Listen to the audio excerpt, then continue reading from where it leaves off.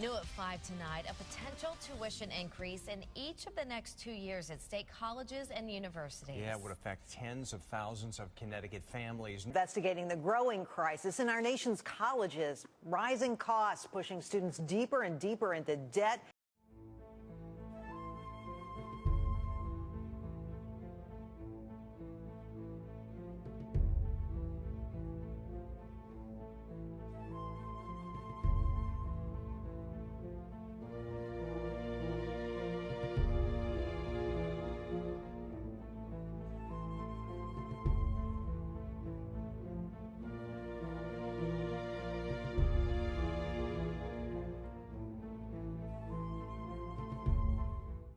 And our retention rate is about 60%.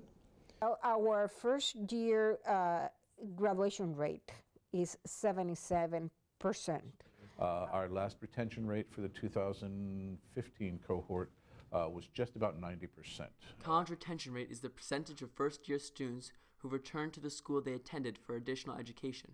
For example, if a student begins schooling full-time in the fall semester and in 1 year's time they are still studying full-time, they would be included in that school's retention rate. The problem with retention rates is that schools are consistently finding a way to improve them. So as tuition rates rise in schools across the nation, retention rates plummet as a result. There are many reasons a student might decide to transfer or drop out, but the main reason for such a change is rising tuition rates. Schools increase their spending to make their school more appealing to incoming students, but they fund this spending by increasing the tuition rates, which affects the students who are already enrolled. Students spend lots of time and money on their education and can't afford to be blindsided by the sudden increase of tuition. To know the reasons why students might leave after their first year of school, we asked some professionals. At the top of the list are financial challenges. Also, the fact that they get homesick and they want to go back home. Two main reasons: I miss my family, or it's too expensive. The cost of tuition is a very important factor and plays a very important role in retention, because we have analyzed the reasons that the students who are leaving us have for leaving us, and the financial factor is at the top of the list. Many students who would leave Quinnipiac because they didn't get into the program they wanted. The challenge with that is students sometimes come to us aren't quite ready to go to college. Many of our students have to work 2 or 3 jobs. They might have families that get sick. They might not be academically prepared, and so some students do struggle. The cost of tuition is a deciding factor in picking a school. Yeah, the cost definitely influenced me, because that's the main reason I picked WestCon. But my go-to school was Plymouth State in New Hampshire, but it was way too expensive. They didn't give me enough money, so I didn't get to go there. It is a premium price, and for many students, financial aid and scholarship do make the difference as to whether they can attend. So a student might come here and they might actually end up taking 80, 90 credits, which is 3/4 of the way to a bachelor's, and then go into university, just take that last 30 credits, and then they get their bachelor's degree. So for a student that really wants to save money, that is the ideal way to do it. I picked WestCon for me because I took in the budget of each school, and it being a state school is one of the cheaper ones for me, so I was heavily influenced. I think tuition was around like $30,000, including dorm and like a food plan and everything. So it wasn't too bad, but I'm still paying off my student loans for that. We are the most affordable of the 4-year institutions, but our tuition is more than the tuition of a community college.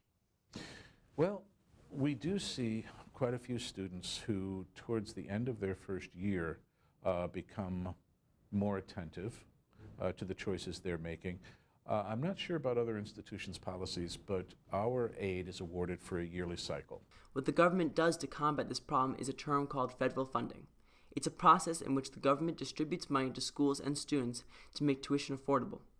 The issue with that, however, is that as schools increase spending, the federal government has less money to give to the ever-needing students. 40% of our operating expenses are covered by the state. The other 60% is covered by tuition and fees. That is in terms of operation. In terms of facilities, most of our facilities are state funded. There is, however, a solution. The federal government spends an annual $67.7 billion on financial aid and school funding. That is enough money to cover the tuition of every student attending a public or state college in the nation. All public colleges and universities in America must be tuition-free, meaning that everybody, regardless of their income, who has the ability and the desire, can get a higher education. All the Congress would have to do is pass a bill that allows tuition to be free for students attending public and state universities. This would allow students to attend school at a much more affordable price. The only cost to them would be the price of books, boarding, and meal plans. While not exactly free, the cost of education would be significantly lower than the current standard, at no extra cost to the federal government and the schools themselves. Educate yourself as much as possible of what the pluses and minuses of each institution are. Cost is just one of them, all right? But looking at what their focus is on teaching and learning, or is it research? And you know, there is a big difference.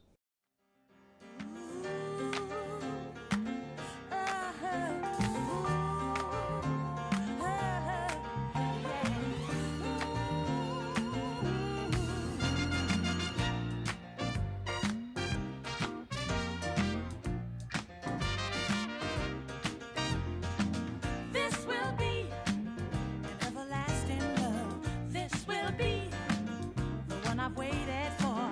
This will be the first time anyone has loved me. Oh, I'm so glad you found me in time, and I'm so glad